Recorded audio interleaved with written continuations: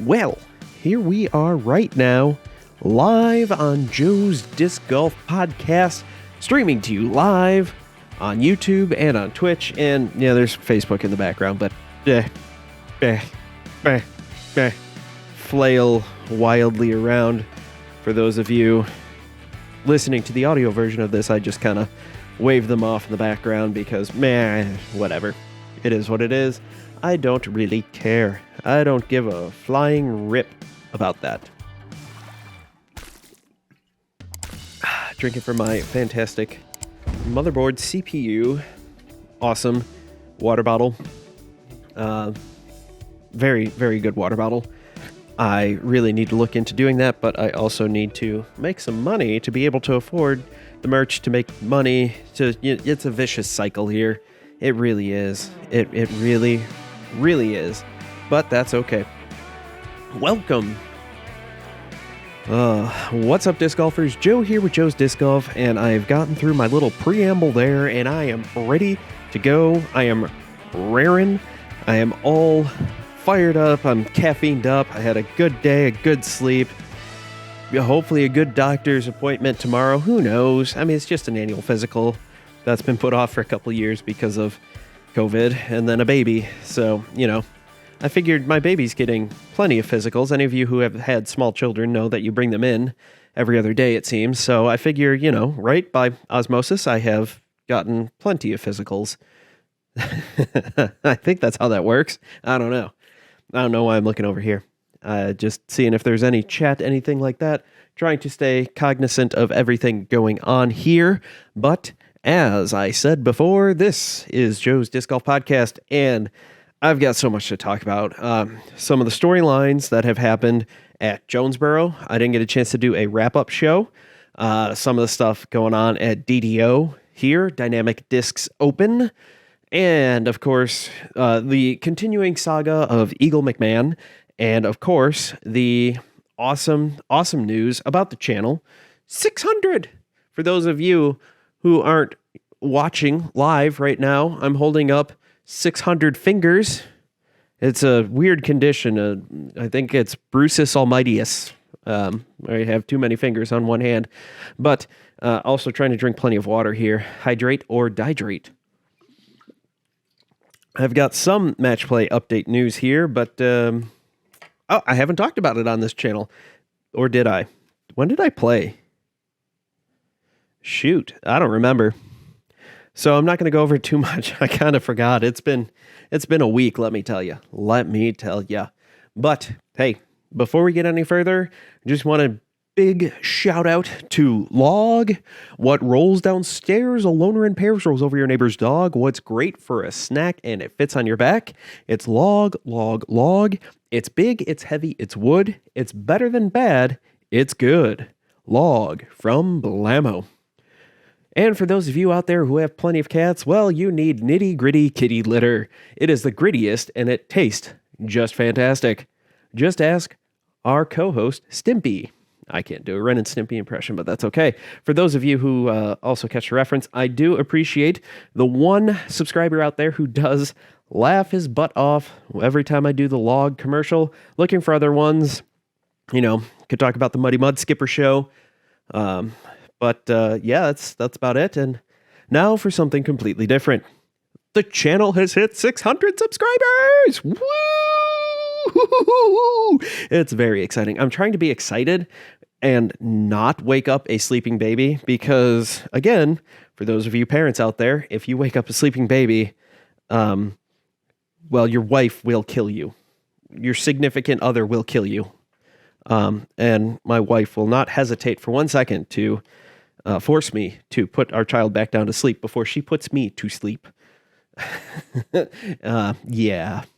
Anyway, that is what it is. But super excited.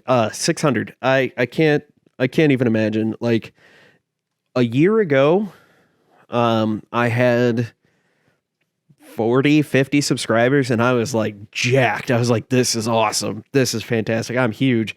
Then I had one video go viral, disc golf viral. So I want to make that clear. It's like 15,000 views, 20,000 views. So still good. Don't get me wrong. I would kill for those numbers right now.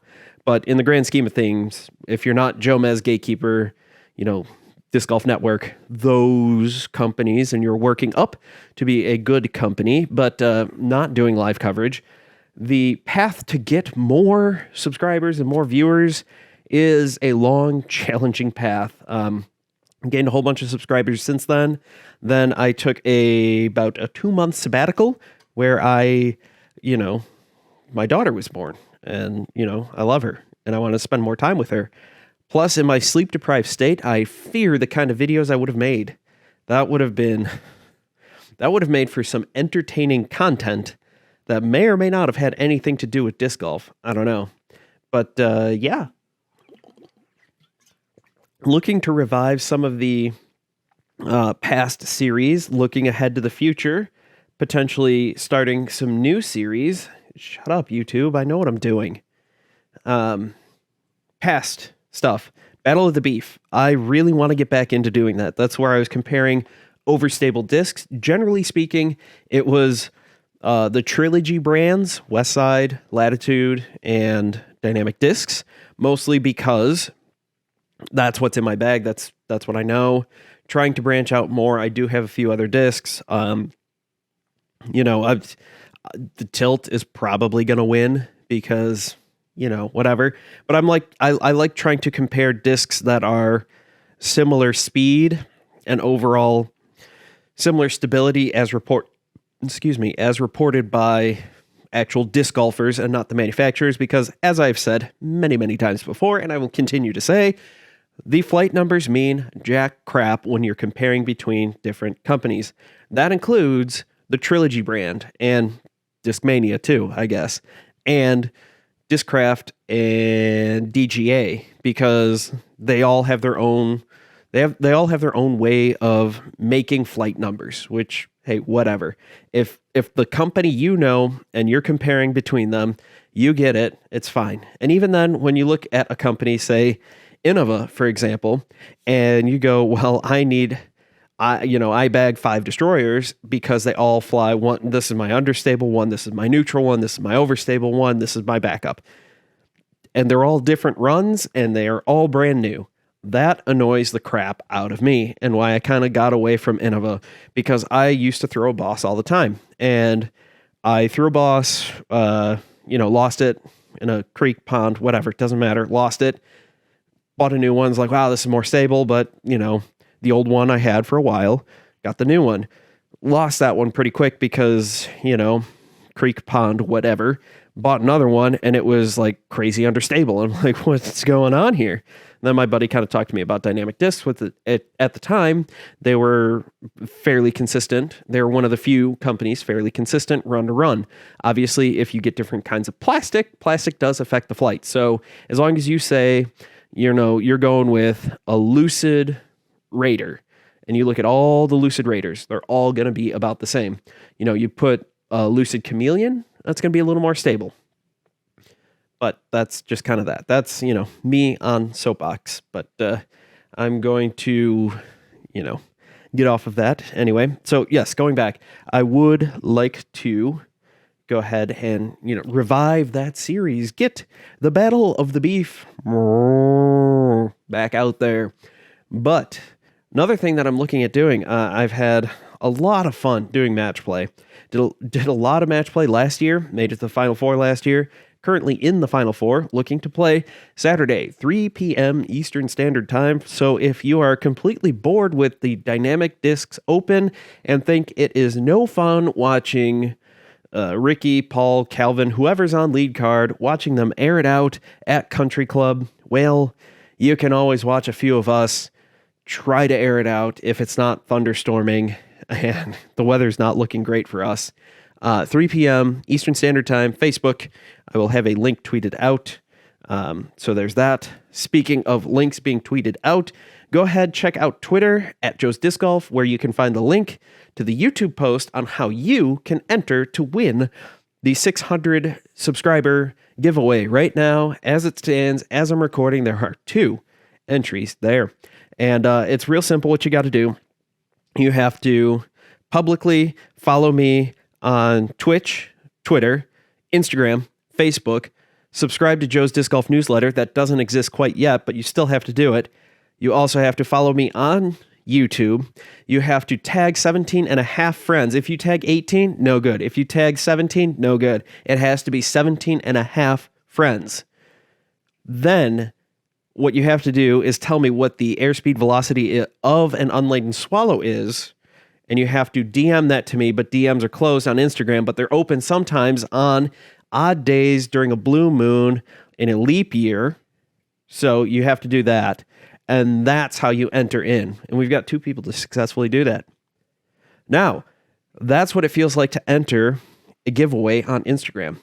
What my giveaways are, you just have to comment on the post. That's it. And then we will get in contact after that and get you it. Right now, you could get, there are 3 different types of headgear out there. You've got your big metal ones, like the old school. No, I'm kidding. Not that kind of headgear, I guess. What it actually is either a visor with the Joe's Disc Golf, just the guy throwing, the guy being me. You have a hat with it centered in the front. It's a flex fit. There's 2 sizes, small, medium, and large, extra large, or large, extra large. It did stretch out a little bit and fit very comfortable. With Joe's Disc Golf written on the back, the guy throwing on the front. The other one is just an Adidas hat with one of those cloth, friction things in the back, so you can adjust it to whatever size you want with the logo off to the side. Adidas hats, they are pretty nice. So there is that. That's about that. That's what the channel updates there. That was a solid 10 minutes. Not too bad, not too bad. So at Jonesboro, we'll move into our next topic here. I don't have a pen. Where'd my pen go? There's my pen. There we go. You got 000 intro. According to my recording here. 12 Jonesboro. We got some fun stuff that happened there. Congratulations to Kristen Tatar and blanking Calvin Heinberg. You could see the wheels turning here. They were going. They were going. Trust me. It was all right. It was there. The wheels were turning slowly, very, very slowly. Felt like it was that moment in Scooby-Doo where the legs start going, but the characters don't go anywhere, and then they just right off. That's kind of what happened there. Congratulations to all those guys. They're both very happy to win it.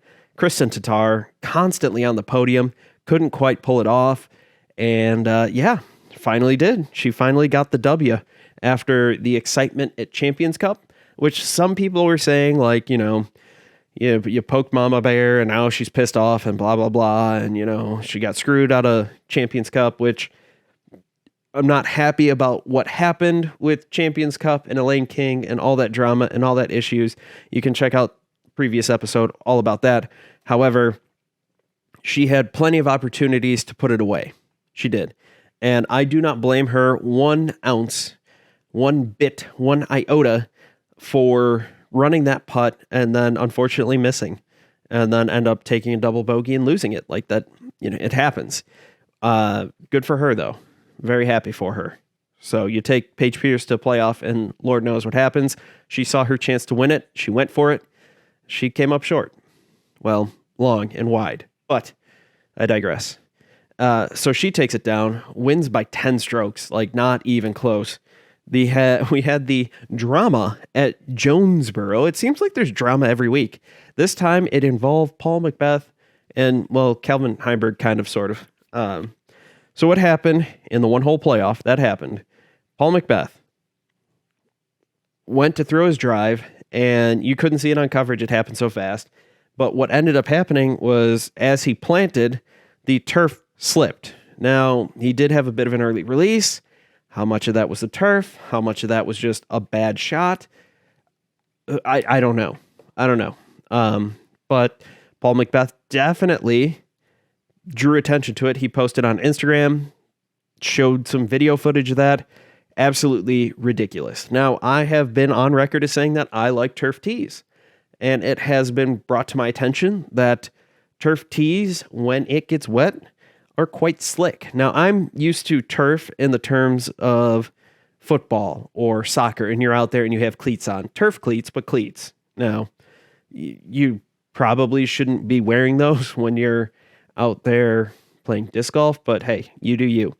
So it does get slick. And you have issues in the circumstance where, some of the turf came loose, and it was, fortunately, all that happened was Paul Macbeth threw a bad shot. Whether or not the turf contributed to that, whatever. I don't know. Could maybe. I'll leave it at that. Maybe. But what is more concerning is the fact that there's a huge potential there for injury. Now, I don't know, do these T-pads, because, the pros are putting a lot of wear and tear on it. They're putting a lot of rounds through it. Is that something that maybe needs to be looked at and inspected at the end of each day, in between the FPO and MPO rounds, just to make sure all the nails are down, or however it's attached to the ground? Is it all there and fine? Is it going to move? Is something broken? There was a hole that was discovered in one of the other T-pads under the turf, which is very dangerous because you can't tell. It's still smooth until you step on it, and then there goes an ankle, there goes a knee, there goes, you trip and you fall on an outstretched hand, foosh, and you break a bone in your arm. That is opening yourself up, if nothing else, to some liability there. Now, I know the PDGA, you get insurance with all these tournaments and all that stuff. That's fine. That's great. However, if it's proven that you knew about it ahead of time and didn't fix it, I'm sure there's some legal issues there. Regardless of the insurance situation, I'm sure you're going to face legal issues, if not just public opinion and people roasting your venue, whatever venue that is. This happens to be Disc Side of Heaven. It could have been any other insert tournament name. If you knew there was an issue with your T-pad that could cause injuries, at the very least, the court of public opinion will come down on you. Look at what happened with Elaine King and all of that. The court of public opinion came down, and came down hard. Still, to this moment, I have not seen, nor heard, nor mention of any formal apology. So who knows? But DGN did not put that team back on last week or this week for Jonesboro or Dynamic Discs Open. So that's probably a good thing. I do like Terry and Valerie Jenkins. I don't like Nate Doss. Oh, God. I hear him and I'm just like, mute. And then it's fine. I don't know what it is. I don't like it. I would love to see Terry and Philo. I think that would be great. I think Terry does a good job color commentating. I think Philo does a great job, or not play-by-play. Wrong. Words hard, mix up mind, brain, mouth, ouch. But what you can do is, you got, maybe you swap him out with Philo. See how that goes. I don't know. You can't do Nate Sexton because he is playing in, this is one of the few tournaments he's actually playing in. So you can't swap him out there. But with Jonesboro and all that stuff, I think circling back way around about the whole poking mama bear and that kind of crap, I think Kristen Tatar has absolutely been focused to try to win a tournament. She's been so close at so many tournaments, podiumed every tournament so far in 2022. She has been at least third place or better, often second place, and it is hugely frustrating for her, especially to be so close at Champions Cup and not get it. And she was just like, screw you guys, screw you gals, I'm going to take this one down. And that's it. And there's nothing you can do to stop me. Go ahead and catch me. Shoots the hot round 3 rounds in a row. Hot round or tied for the hot round. Either way, shoots the best all the rounds. So yeah, duh. She's going to definitely do that. And just focused in and was like, wind? What wind? Yeah, okay, cool, whatever. It's fine. I got this. My name is Katie. I'm going to take it all down. So yeah, there was that. That's what happened at Jonesboro. Again, congratulations. I'm so happy. Calvin Heimberg finally got the W. He finally got it done. I've been saying this whole year, he's always been the bridesmaid, never the bride. Well, congratulations, buddy. This is your wedding. You've earned it. Now, who knows what's going to happen at Dynamic Discs Open? Kevin Jones could pop off. Who knows? This kind of suits it. He did pretty well at Jonesboro, Kevin Jonesboro, where he always seems to do well for some reason. People are saying it's because he's from Arkansas. It's like, well, yeah, it's like saying I'm from Illinois and expecting me to do well at, I don't know, Delwood Park or something, where Clash of the Canyons is held. As, I've lived here in Indiana. It's like expecting me to play well at Lemon Lake. I've never played Lemon Lake. I don't know. One of those courses might suit my game a little bit, but who knows? Who knows at all? One of these days I'll get out there. Probably. So there's that. So that was exciting. That was very, very exciting there. We had all that excitement going on at Jonesboro. Added to that, it is 21:05.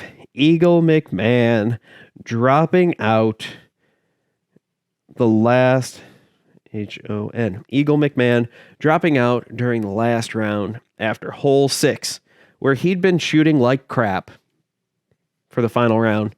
A lot of red on his card.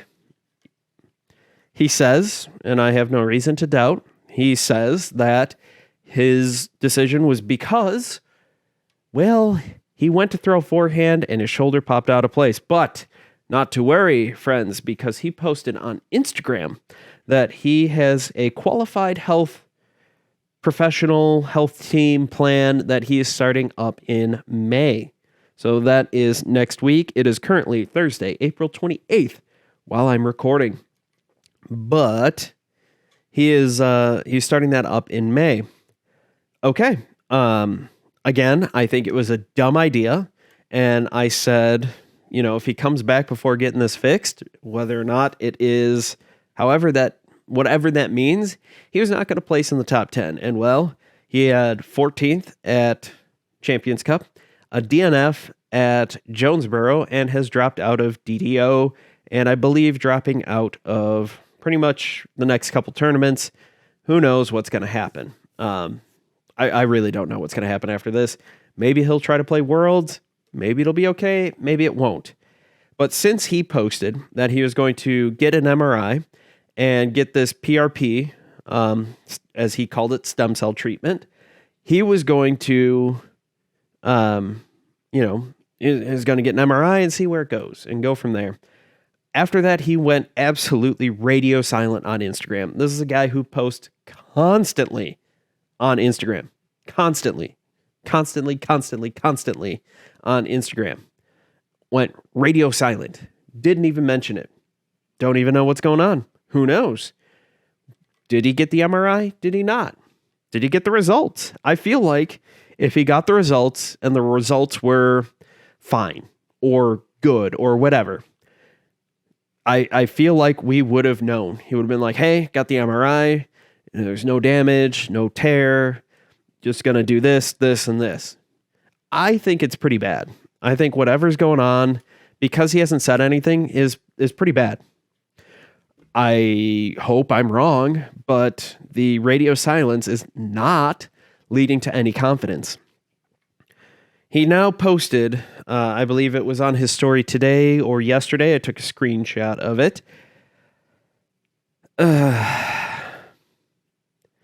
He posted an image of him in what looks like a tanning bed. I'm pulling up the picture right now so I could tell you what's going on here. It is, this is a quote straight from it. Photobiomodulation / red light TH. I'm guessing that was supposed to be therapy. Get that cellular regeneration at RHW Boulder.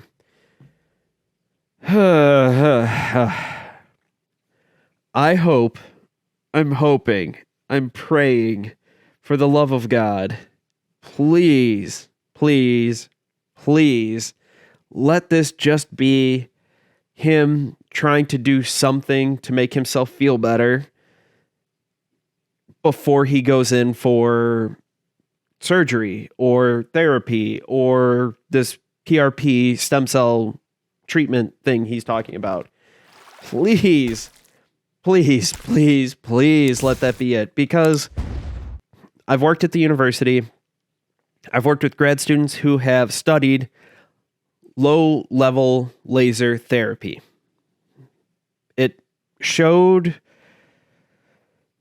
meh, if that's a technical term there. It's a technical term where it showed that it could have been helping to maybe helped a little bit, but it really wasn't a big difference between the control group and the laser group.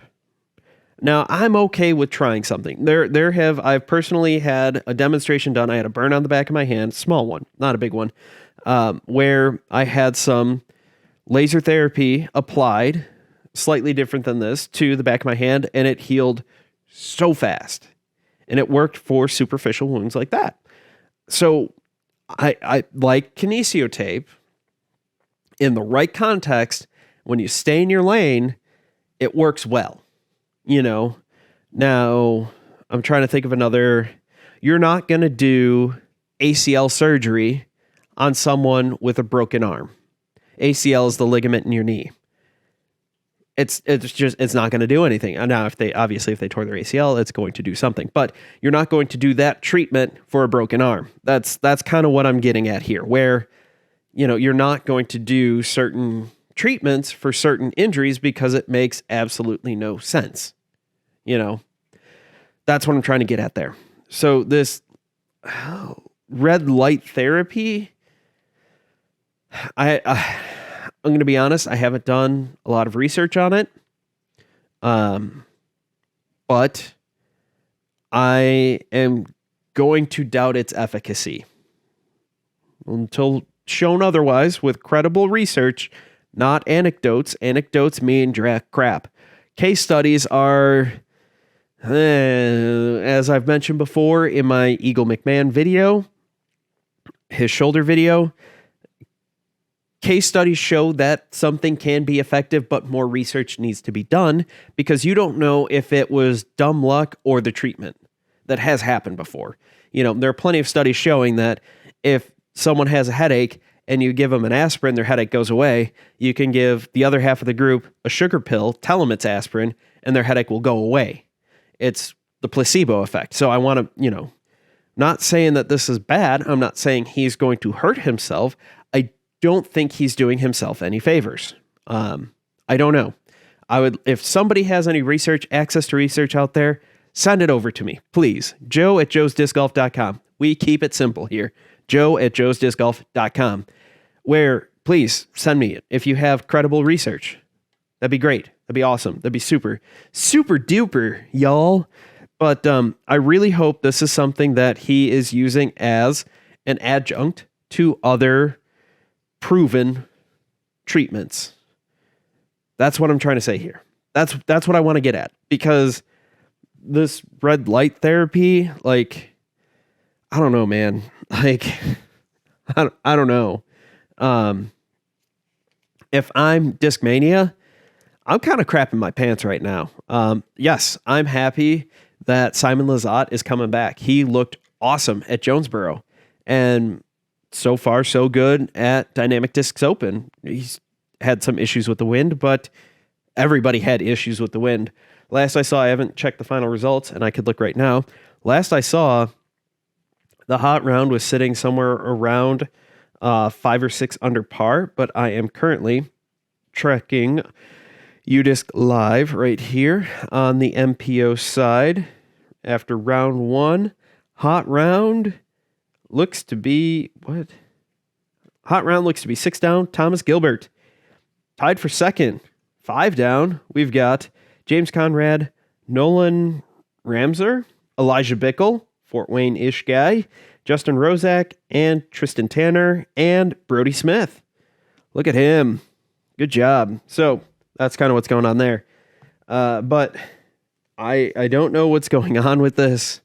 As I've said, I really hope the best for him. Needs to get this taken care of. Like I said, Discmania has got to be like pooping their pants a little bit, because you've got Eagle out, Simon's coming back, Kyle Klein's he's not playing well, which is fine. That's fine. Like, you can have your stretches where you don't play well. That's okay. That's fine. That happens. On the MPO side, it's looking a little rough. On the FPO side, you got Ella Hansen. She's playing out of her mind. She's fantastic. So overall, they're fine. Like, Kyle Klein is fine. He will get over whatever's going on, mental, physical, whatever. He will get over it. It'll be fine as long as he's not injured. But, I got to be sitting there looking, going, all right, Eagles contract. This next time, if they renew with him, they're probably going to make it more heavily bonus-based, or push for more bonus-based, and push for, disc sales. Because I would not personally, given what I've seen and given what's going on right now, I wouldn't want to guarantee a lot of money to him. Because at this point, it's a risky bet. Eagle McMahon back in August? Yeah, heck yeah. Here's a big fat contract, or if he wants to do a performance-based contract, his choice, whatever. But, last August, I'm going, yeah, hell yeah, let's go. Now it's kind of like, yeah. So I don't know if there's some kind of medical whatever in his contract, any performance issues with that. But these companies need to start adding in things like, hey, you get hurt and we're paying you. You need to see a doctor. You need to see, I don't know. It's kind of weird. Like, it's not like, football or baseball, basketball, where there is a team doc for each one and you have to see that doctor. They could probably recommend what kind of doctor to see depending on what the injury is or whatever, because these guys travel around, and maybe you set it up where you got a deal through wherever your US based headquarters is, because I get it. Some of these companies aren't US based, and you go, all right, you have to see one of the docs through, Mayo Clinic. I'm trying to pick a big one that it doesn't make it super obvious like I'm, biased or something. You got to see a Mayo Clinic doc, because, Mayo Clinic is huge. They have a lot of specialties. Makes sense. Or something like that. Because you are paying them, and disc golf is kind of in a weird position right now, and kind of interesting. The numbers are all over the board right now, because YouTube, I don't know. I must have said things that YouTube doesn't like. I don't know. Don't care. No fear. Whatever. Do what I want.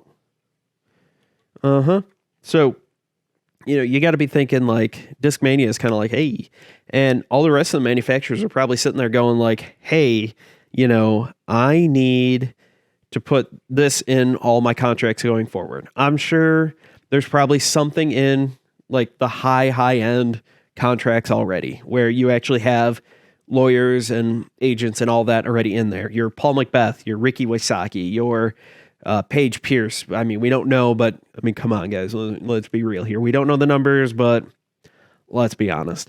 Or your, I don't know, Kristen Tatar, Kona Panis. I'm sure there's something in there. But your next level down, I figured there'd be something in there for Discmania. I know we're still growing as a sport, so things are different. It's kind of weird. We're in a weird spot, but yeah. I need to look more into this red light therapy and see what this clinic is saying. This RHW Boulder. I hope it's not snake oil, but when I see stuff like this, when I see my athletes, my patients talk about stuff similar to this, I just kind of go, oh God, you went on WebMD again, didn't you? So you either have an ankle sprain, rheumatoid arthritis, or cancer. I'm going to say 2 of those aren't right, and one of them is your answer.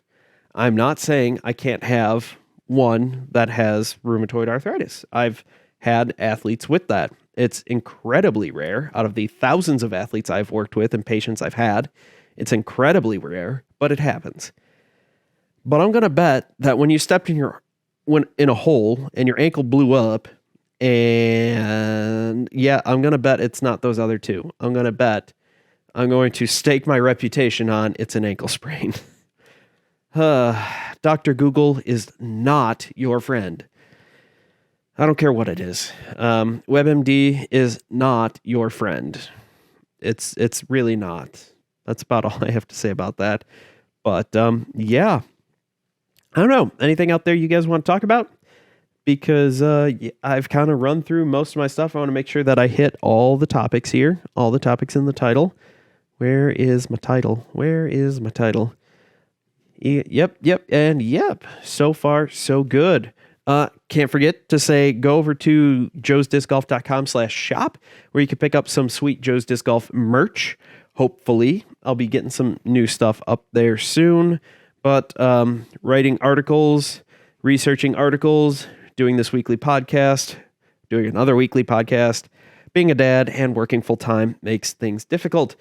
There is also, if you are interested, if you think I'm doing a good job and just want to say, like, here's $2, grab a cup of coffee, you did a good job, because Lord knows I need coffee. You can head over to buymeacoffee.com/joesdiscgolf or joesdiscgolf.com. Down at the bottom, there's a link, there's a button. Click it, and you could, do a monthly subscription. You could just send a one-time $2 or whatever you want. It's up to you. I appreciate anything. If you think I provided a good service to you, if 30-ish minutes of your time, if you look at it this way, you go to a movie, it's about 2 hours long, you're going to pay about $14. So that's about $3.50, give or take. So if you think it's worth a quarter of a movie, all right. If not, no worries. I know that's Friday night times, matinee. Or if you're in the Chicagoland area, it's probably like $30 for that ticket, but that's a whole different story. But I think that about does it. This is a shorter-ish episode, going on 37 minutes here. So thank you all for watching. Thank you all for listening. I had a great time here talking about this. Looking to hit that next milestone of somewhere maybe after 1,200. I don't know. I like picking weird numbers. Everybody celebrates 500. Everybody celebrates 1,000. Why should I be like everybody else? I'm not like everybody else. I am special. At least that's what I've been told my entire life. Heyo. Thank you all for watching. Thank you all for listening. If you get a great tree kick, don't forget to thank Treesus. And if you get kicked deeper into the woods, well, you have transgressed against Treesus. And you need to repent and reflect. Because, again, you have transgressed against Treesus. And, I do have a question here as I'm ending up. Thank you, CAB. He asked, do you think disc golf strong training may have led to Eagles' injuries and those of others? From what I've seen, I've looked into it. I've looked into the free, you get like a free little PDF if you sign up for their newsletter, and I did. I have nothing against their overall strength training. Like, if you are already a healthy, fit individual, disc golfer or otherwise, I think, from what I've seen, now, this is just what they publish, there's nothing there that would make me go, ooh, that's a bad idea. Obviously, implementation, making sure they're doing whatever lift is correctly, that is a whole different struggle. That is a whole different ball game. I'd like to think that a professional athlete would put more focus into doing a lift correctly, but do you have any idea how many times I walk by the weight room at the school I work at and just go, oh, dear God, that's not how you do a squat. Oh, you're going to be coming in the next 2 weeks because your knees hurt. What has been posted for the injuries for Simon and Eagle, what has been posted that made me a little concerned is they consulted with Disc Golf Strong about their injury. And as far as I know, they don't, and I could be wrong on this one, as far as I know, they don't have an athletic trainer on staff or a physical therapist on staff. They're personal trainers, I have nothing against that. They also have the legitimate certifications, the strength and conditioning, the CSCS, which that's good. That's good. There are some shady PT. I say PT. I want to make the distinction clear. Physical, personal trainer certifications that are, no, you don't want to. Like, they only require you to maybe have a high school degree and know nothing about actual lift. They don't ask you questions about proper lifting technique. So, but what I want to emphasize is that, as far as I know, and I could be wrong if somebody knows, like, it feels weird to consult with a personal trainer about an injury, a current injury.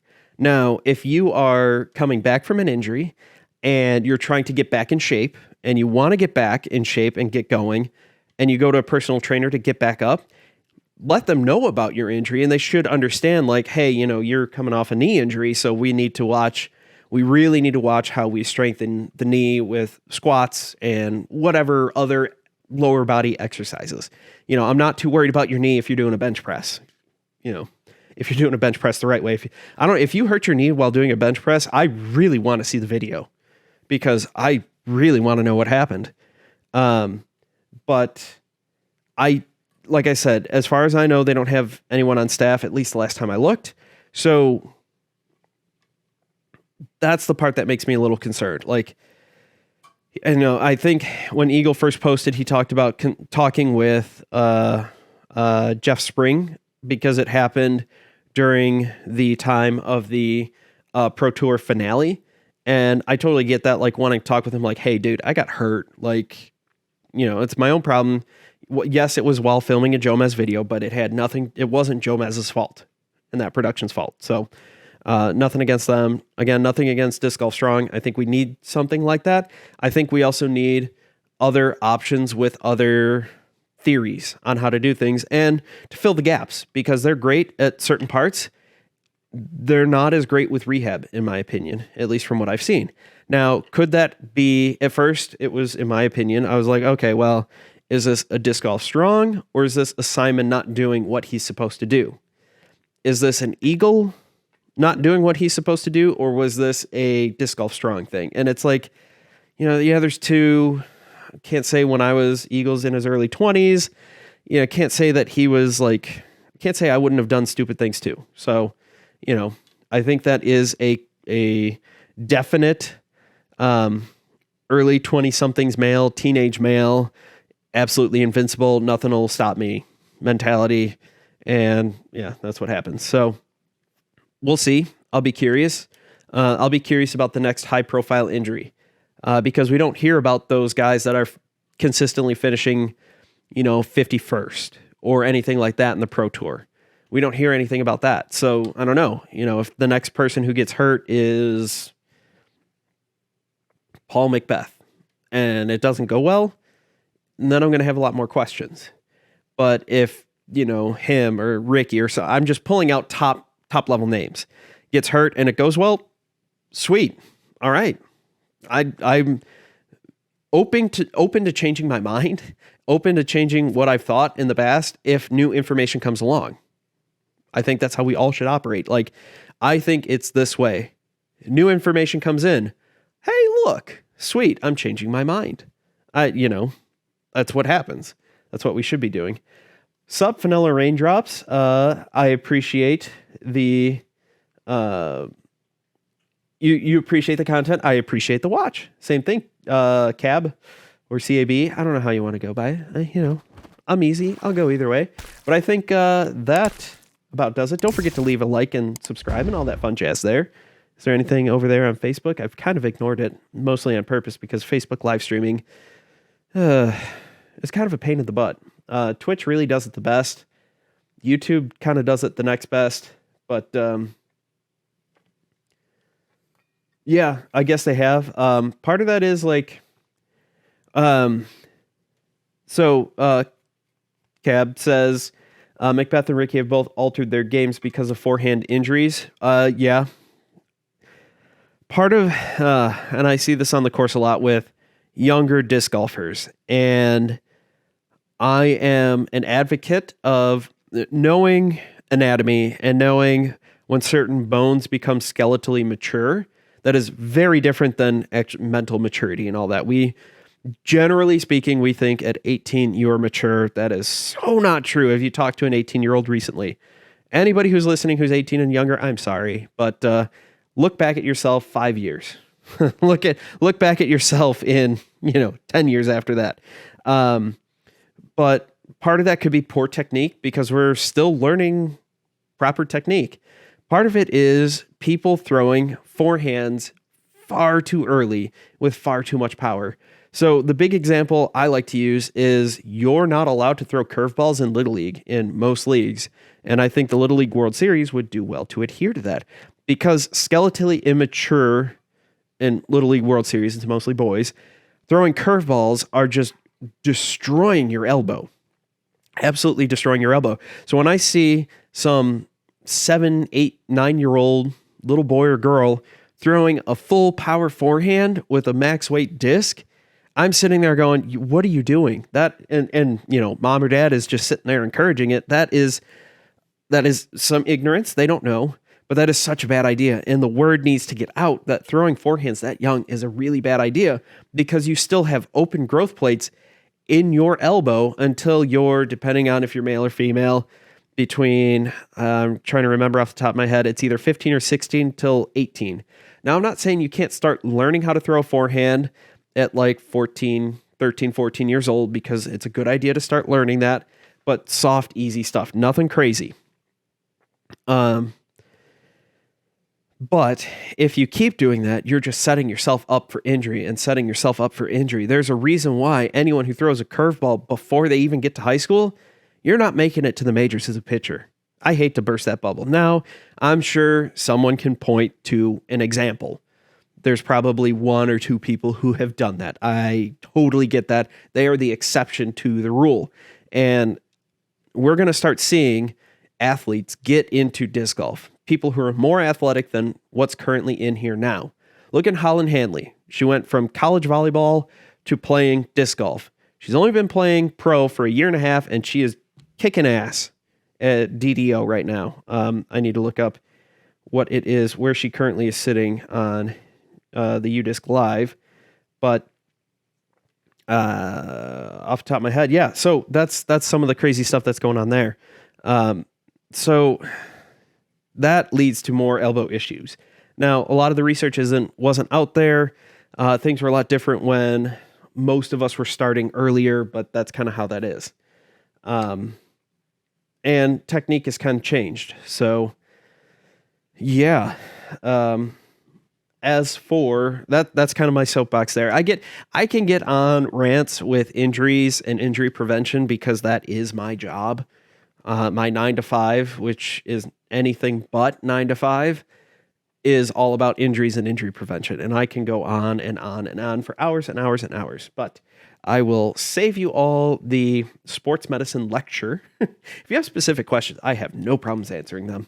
But I will spare you all. But after round 1, how are you feeling about your 3 predictions for DDO? Well, on the men's side, I'm feeling like not bad, but not confident. I mean, there's only a couple strokes. The wind is supposed to pick up tomorrow, so who knows what that means. On the FPO side, I haven't looked at that. Not great. I am not feeling good. Oh my God. What happened? What happened to Kristen Tatar? What? Oh, +6. Oof. Oof. Oof. Oh man. It's a 4-round tournament. They are doing a cut. So I think every 4-round tournament should have a cut. But yeah, that's that. Yeah, I'm not feeling good. My skip ace predictions, not feeling good. On that lovely note, with the false ending in mind from before, thank you all for watching. Thank you all for listening. Can't wait to talk to you all again. I try to go live at 8:30 on Thursdays, Eastern Standard Time. I'm looking ahead at my sports ball schedule here to make sure that next week I don't have to delay, because you never know. Why did that not go? That's what I wanted. Unfortunately, the school website is slow as molasses when I'm trying to get on it. No, calendar. Nope, gotta go to May. Wow, it's already May. Let's see here. Riveting content for those of you listening on the audio. I know. May 3rd. Nope. May the 4th be with you. I will have a late day. That'll probably be late. I have some home games. Yeah. I think Tatar can still come back. And yeah, Paige, I don't know. We haven't seen her in top form recently. Not that she hasn't won. Obviously, she won Champions Cup, but she's been off for most of this year. There's something mentally, it seems, but that might be another topic for another podcast, hopefully next week. So thank you all for watching. This is the real ending this time. I appreciate all of you watching, talking, chatting, chit-chatting. Go ahead and feel free to stop in and chat, say hello, whichever, on Thursdays, 8:30 p.m. Eastern Standard Time. Next week will probably be closer to 9:30 p.m. Eastern Standard Time. Don't forget to thank Treesus when you get a great tree kick, and if you kick deeper in the woods, well, you have transgressed against Treesus, and you need to repent and reflect to find out what you did wrong. Thank you all for watching. I can't wait to see you all in the next video.